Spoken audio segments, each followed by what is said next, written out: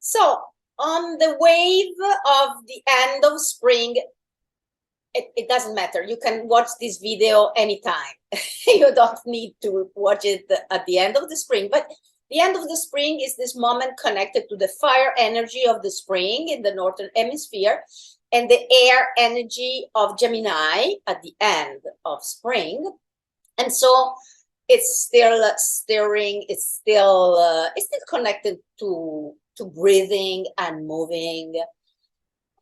Well, I thought that with all this movement and stirring things, it's nice to speak about boundaries, because too many times we forget it, especially the women, when we are in charge of many things, we get a little bit like overwhelmed by this energy, fire, air. And so let's speak a bit about boundaries.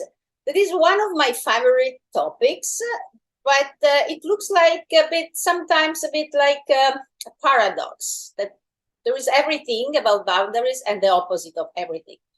And to explain more about this, I want to tell two stories. One is not a story. One, I'm sure many of you already heard this story from me. It's a research. So putting a group of kids in preschooler age in a big space, imagine a big space like a field, putting those kids there, they noticed that the kids kept staying very close to each other.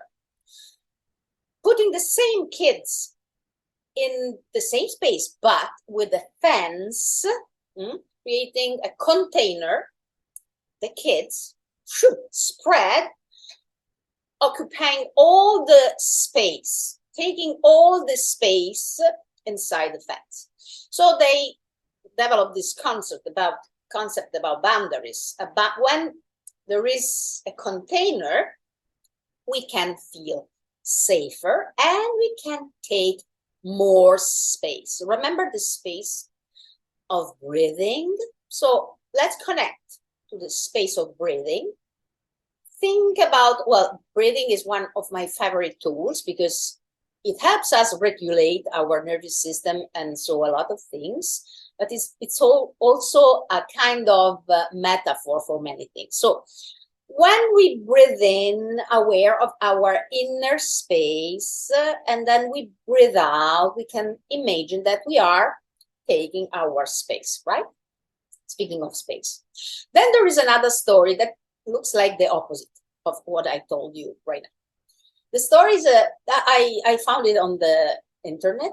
It's a true story. It's a lady telling this story about a snake, a pet snake. She bought a snake as a pet. A lot of people like snakes. I like snakes. I like them more in the nature. I would not take one for my house probably, but I understand they like snakes. And so she fell in love with this snake in a shop, and she bought this little those snakes who grow up a lot.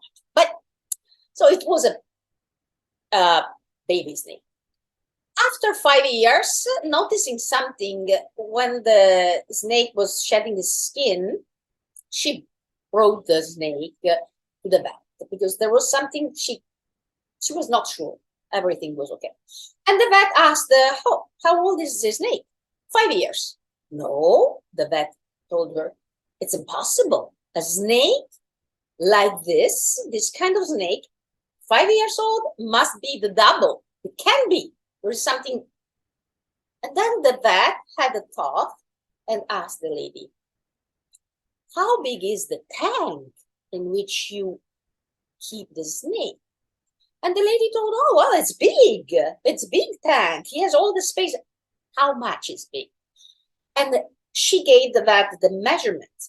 And the vet told her, no, you can't keep this snake in a tank that is okay for the measurement of the snake now.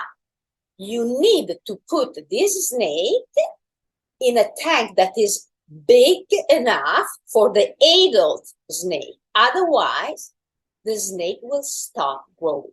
And that was exactly what happened to the snake. The snake stopped growing because the space was too narrow. And so it looks like the opposite, right? I told you about a fence making us feel protected so that we can occupy the space. And now I'm telling you that sometimes if the fence, the space is too narrow, we can't grow up. This is interesting because it can be true. Both things are true. It depends on the moment. It depends on how we feel. We need boundaries. We need a container to feel free enough and safe enough to take our space. And then if we stay a bit too much, maybe attached to our past, remembering of times in which we took so narrow spaces for ourselves, then we can't grow up. So I invite you today to keep those stories in mind and apply those stories at your life if it works, maybe some aspects of your life or yourself, and work with your breathing to, let's say, on respect. The word, I love the word respect. It comes from Latin. That means look at 2 times, see 2 times, respicio. I look at this 2 times. So respect comes from paying attention 2 times. Sometimes we are not aware enough of our boundaries and about what we need at the moment because we don't pay attention to ourselves and what we feel and need. So I invite you now to this kind of very short meditation, like, okay, I want to give respect myself. So I'm going to breathe in, thinking of a sense of respect for my inner space. The breathing is very good to help us become aware of our inner space, especially if we think of the space of our trunk when we breathe in, not just the chest. Think of your waistline, your back. So when you breathe in, feel and fill this space slowly. Don't force, just when you breathe out, imagine that you want to define the space you need to grow. The space you need to feel safe and at the same time to grow up. The functional space right now that can change tomorrow, can be bigger, smaller, it depends. Play with it. But breathe in, thinking really of this inner space you need and you want to respect. And then when you breathe out, you can also make a gesture with your arms. Imagine that you want to define clearly the boundaries, the space you need to feel safe, protected, but at the same time to move comfortably. You want to move free in a space that makes you feel protected, safe, and at the same time free enough to move. Because if the space is too narrow, you can't grow up, you can't move. If the space is too big and you don't respect your space, your inner space, your boundaries, then it can be not function as having a narrow space, too narrow space. So you have to find the measurements, the dimension of your inner space, and this will help you to define your outer space, the space you want that other people allow you to take for yourself. Okay, so breathe in, think of your inner space, embody this space, make it yours. And when you breathe out, it's like really spreading this sense of respect for yourself. You breathe in your sense of respect for yourself, and you breathe out.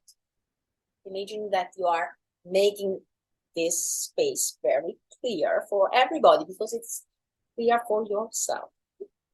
I hope you enjoyed this very short but intense meditation. You can, of course, you can do it every time you want.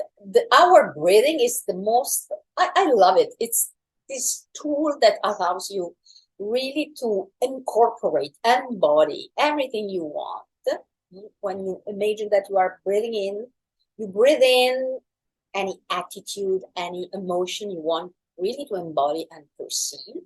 And so today is the respect. You give attention to yourself. You embody this respect. You become this respect. You breathe in this respect, and then this respect, the respect. And then when you breathe out, you spread it. You spread respect around. You make it clear, creating the most functional space, the most functional boundaries for you to move, to feel safe, to grow up. Try practice it, and then let me know. Thank you.